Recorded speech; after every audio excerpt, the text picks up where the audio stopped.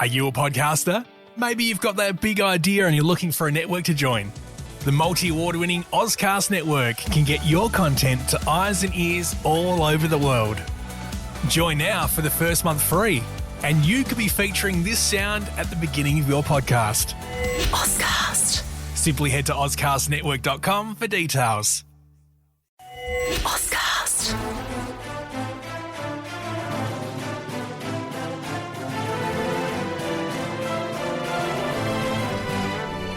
I'm trying to stay informed, right? But sometimes it feels like you need a decoder ring just to figure out what's really important in the, the daily news deluge. It really does. There's so much information flying around. Take this. Nvidia just announced a staggering $50 billion investment. $50 billion to build their AI supercomputers right here in the U.S. Wow. Yeah, that's a number that definitely makes you stop and think. Exactly. And today we're doing just that. We're diving deep into a recent White House press briefing, pulling out the crucial insights, the stuff that, well, really matters. Sort of cutting through the noise. Think of it like that, yeah. Your shortcut to understanding what's going on without getting totally lost. We'll hit on a new faith office, huge shifts in U.S. manufacturing. The border situation, obviously. Right, the border, some pretty intense legal debates, and even the future of Social Security. Okay, let's try and unpack this. Well, what immediately strikes you about this briefing, looking at the transcript, is just the sheer range of topics. It's like a snapshot, isn't it? It really is a snapshot of the administration's priorities all in one place. Yeah, all rolled into one conversation. And they started right off talking about launching the White House Faith Office and, the ongoing Holy Week events. That seems quite intentional, highlighting the role of faith. I think so. We've seen this emphasis before, haven't we? Engaging with faith communities. We have. And this new office seems to formalize that effort. Mentioning the Holy Week proclamation, the events, it underscores that commitment. Then, almost immediately, a huge pivot to economic development. Nvidia's big announcement. Right, the AI supercomputers, made in the U.S. The press secretary called it monumental. And it's hard to argue, really. $50 billion investment over 4 years. That's a significant time frame, too. And over 1 million square feet of manufacturing space. In Arizona for the chips, the Blackwell chips, and Texas for the supercomputers themselves. And the quote from the CEO, Jensen Huang, about the engines of the world's AI infrastructure being built here. That's quite a statement. It is. But here's where it gets really interesting. Sure. This isn't just, a one-off thing. Exactly. That's what the briefing emphasized, too. If you look at the bigger picture, other huge investments are happening stateside. Like what? Remind us. Well, the press secretary mentioned Apple's $500 billion commitment, U.S.-based manufacturing and training. $500 billion from Apple. Then TSMC, the chip maker. $100 billion for U.S. chip manufacturing. Crucial sector right there. Absolutely. And then another $500 billion, this time private investment, in AI infrastructure, led by names like OpenAI, Oracle, SoftBank. So it really points to a significant trend, doesn't it? Reinvestment in American manufacturing across these really critical sectors. It does. And the administration's stated goal backs this up, producing essential goods. Cars, ships, chips. Airplanes, minerals, medicines. The list goes on right here at home. It's a compelling vision, that idea of boosting American industry again. Okay, so shifting gears a bit, another really significant area, border security. Always a major topic. The briefing provided some data points that, well, they might surprise some people. Yeah, according to the press secretary, CBP Border Patrol apprehensions along the southwest border in March this year were actually lower than the first 2 days of March last year, under the previous administration. Lower. That statistic, it definitely makes you reconsider some of the common narratives, doesn't it? It does. You have to wonder, what are the reasons for that shift? Is it a blip or a trend? That's the million-dollar question, Yeah. right? And they also brought up recent ICE arrests, specifically targeting individuals described as violent illegal aliens. Right. And they didn't just say that. They gave specific examples. Yeah, pretty detailed ones. People from Mexico, Honduras, Guatemala, China, Jamaica, arrested in LA, Houston, Chicago, Denver, Baltimore, Boston. And the crimes were incredibly serious.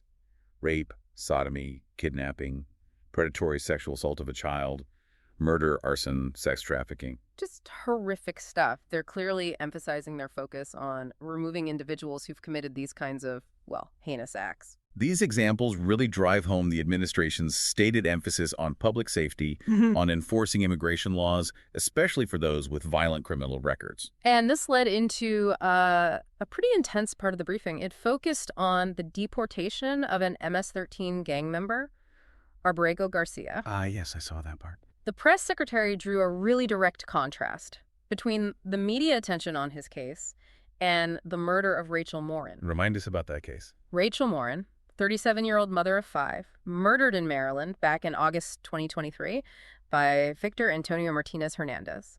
Also in the U.S. illegally, apparently with a prior conviction. Okay, so the contrast being drawn was? The administration's view seems to be that some people, or maybe some media outlets, are prioritizing concerns about, quote, illegal immigrant gang members over the lives of, quote, law-abiding American citizens. It's a very pointed framing. Highly sensitive issue. Absolutely. And they reinforced it by mentioning El Salvador's president reportedly saying he wouldn't smuggle a foreign terrorist back into the United States, referring to Garcia. Right. It's clearly framing the debate around whose interests come first in immigration enforcement. And building on this whole border security theme, there was another announcement, a National Security Presidential Memorandum. Okay, what does that entail? It's creating what they're calling a national defense area, big stretch of land. Over 170 miles in New Mexico, with another 90 miles planned in Texas. A national defense area. What's the stated purpose? To improve the ability to detect, interdict, prosecute illegal crossings, criminal gangs, terrorists, and also to bolster defenses against fentanyl trafficking. Designating such large areas like that, it sounds like it could have some pretty significant implications, doesn't it, for people living there, landowners? You'd think so. It certainly raises questions. The scope of these zones, how they interact with communities, private land. The national security focus is clear, but yeah, the practical implementation, the impact on locals, that's definitely something to watch closely. Okay, let's move on to education. Some pretty big news regarding Harvard University. Right, the funding issue. The administration said they'd be cutting or freezing roughly $2 billion in funds to Harvard. $2 billion. Why? What was the justification given? The reason cited was alleged problems with violence and anti-Semitism on campus. They're insisting Harvard comply with Title VI of the Civil Rights Act. Title VI prohibiting discrimination based on race. Correct. Yeah. And they reference that controversial statement from Harvard's former president about bullying and harassment depending on context. Yes. That caused quite a stir. So the underlying question the administration seems to be posing is, why should taxpayer money subsidize a university with, a massive endowment if, in their view, egregious anti-Semitism exists there? It's a strong challenge. And they mentioned other schools, too. Yeah, similar concerns were brought up about Columbia, other Ivy League institutions, and the press secretary noted there's a government-wide task force on anti-Semitism. And they even floated the idea of looking at Harvard's tax-exempt status. They did. It raises a really significant point, doesn't it? About the connection between federal funding and a university's responsibilities. Absolutely. What's noteworthy is that direct link being drawn. Federal money tied to maintaining a safe, non-discriminatory environment. It suggests maybe a shift in government oversight in higher ed. And that broader question hangs there too, right? Why do these hugely endowed Ivy League schools get so much federal funding anyway? Concerns about indoctrination, allowing illegal behavior. It's all part of that conversation now. It certainly seems to be on the table for discussion. Okay, let's dig into some of the more specific legal and policy questions that popped up. All right. One reporter asked about the legality of potentially deporting U.S. citizens to Central American prisons. Deporting U.S. citizens? Wow. Yeah, specifically in cases involving, quote, the most violent, egregious repeat offenders. Apparently, the president said he's looking into this. Well, that's a hugely complex legal and constitutional minefield, isn't it? Absolutely. The whole idea of deporting a U.S. citizen, it hits fundamental rights. The administration focusing on that very specific extreme category, most violent, egregious repeat offenders, suggests maybe they're exploring a very, very narrow path. If one even exists legally. Exactly. The legal basis would have to be incredibly solid, and you'd expect massive legal challenges immediately. Then there was the CHNV program that also came out. Right. The parole program for Cuba, Haiti, Nicaragua, Venezuela. The one that allowed, over 500,000 people into the U.S. under the previous administration? Yes, over 530,000 people. So the current administration mentioned they're facing a legal challenge. It's preventing them from just ending the program easily. Okay, so they want to end it but are legally blocked for now. That's the gist. They plan to fight it in court. Their argument seems to be that the parole system was misused, that it let in economic migrants who entered illegally rather than focusing purely on humanitarian cases. It really Are you a podcaster? Maybe you've got that big idea and you're looking for a network to join. The multi-award-winning Ozcast network can get your content to eyes and ears all over the world. Join now for the first month free, and you could be featuring this sound at the beginning of your podcast. Ozcast. Simply head to ozcastnetwork.com for details. highlights how tricky it can be to unwind established immigration policies, doesn't it? Yeah. Even with a change in administration. These legal fights over parole authority can get very complex. Okay, switching lanes again. Trade. What did we hear there? We heard the president is actively involved. Lots of trade discussions happening. Over 75 countries have apparently reached out. 15 proposals are on the table. And the goal. The stated aim is deals that put the American worker first.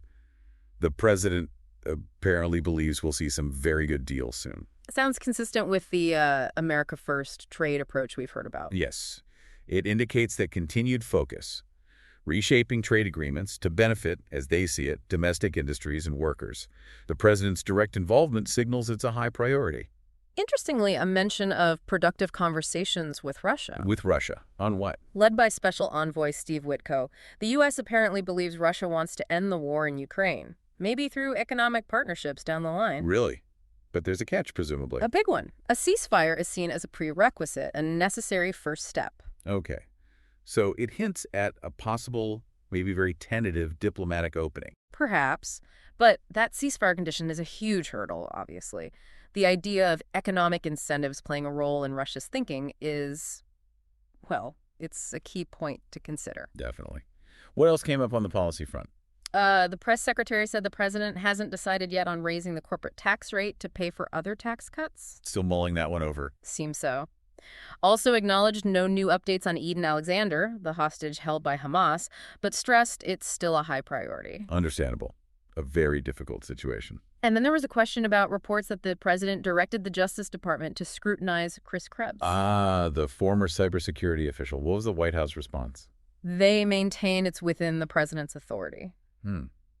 That kind of direct involvement or perceived direction from the White House towards DOJ investigations, it always sparks debate, doesn't it? About the independence of the Justice Department, potential political influence. Yeah. It's a recurring area of scrutiny regarding presidential power. Indeed. What about other foreign policy points? Iran. On Iran, a very firm stance reiterated. Iran will never get a nuclear weapon. That's been the consistent message. Right. The strategy involves both ongoing negotiations and the maximum pressure campaign, as they call it. They mention a recent call between the president and the Sultan of Oman to help facilitate talks, Trying diplomatic channels. while also continuing military operations against the Houthis, so a multi-pronged approach. Seems like it. And TikTok. Any updates there? The ban is still set for June 19th. That date holds for now. Negotiations are reportedly ongoing. The president said he's open to a deal with China, but emphasized that China needs to make the deal, kind of suggesting a position of leverage, maybe based on the American consumer market. China needs our money, was the quote used, I believe. Interesting posture. So really complex mix on the global stage. Tough talk, diplomacy, economic pressure, military action. Exactly. It covers a lot of ground. Okay. Bringing it back home. Anything else domestically? Yeah, a couple more things. A message for farmers. Basically, asking them to be patient, saying relief measures are being considered, directed people to the president's own statement for the full details. Okay. Acknowledging farmers' concerns. And also mentioned the president is interested in looking at a potential ban on members of Congress trading stocks. Oh, that's interesting. That idea has gained a lot of traction publicly, hasn't it? Concerns about conflicts of interest. It really has. So both those issues, farmer support and congressional stock trading, they definitely resonate with large parts of the public, addressing economic stability for farms and ethical conduct in government. Two significant concerns. Then, on a more somber note, threats against government officials. Unfortunately, that's become more common. They reported an arrest Someone allegedly threatened the director of national intelligence, and they noted increased security for the FBI deputy director. Concerning.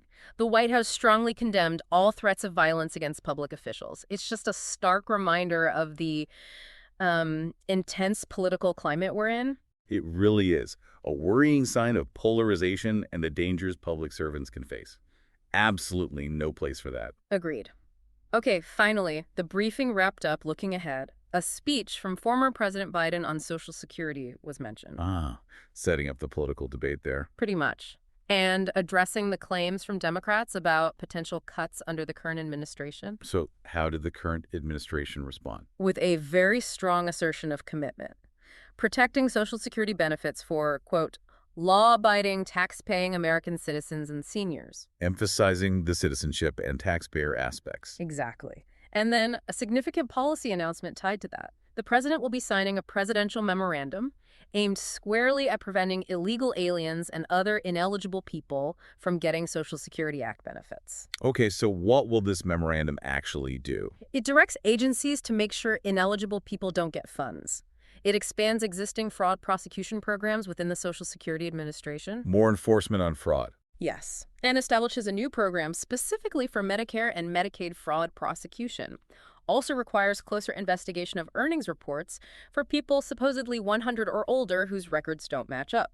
Targeting potential identity issues or fraud among the very elderly records. Right, and considers bringing back civil monetary penalties for Social Security fraud.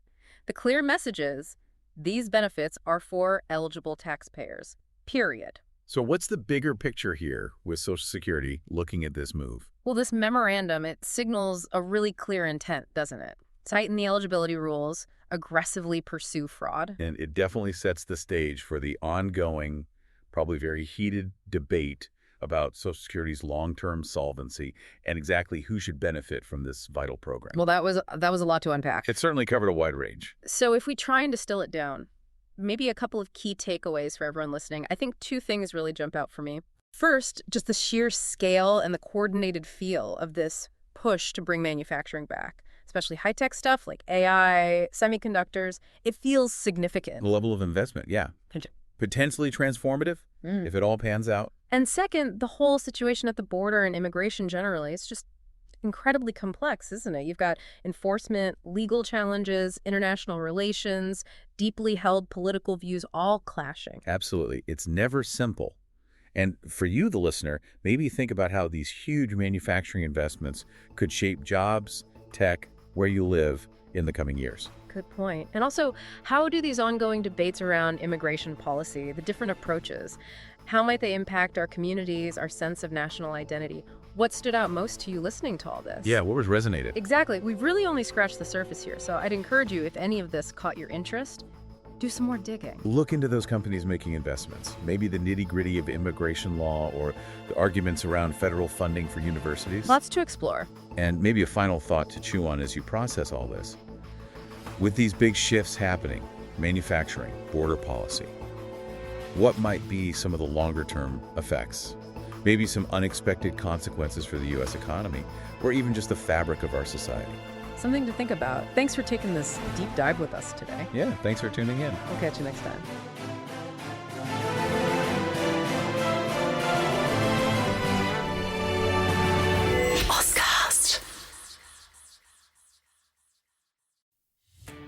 Are you a podcaster? Maybe you've got that big idea and you're looking for a network to join.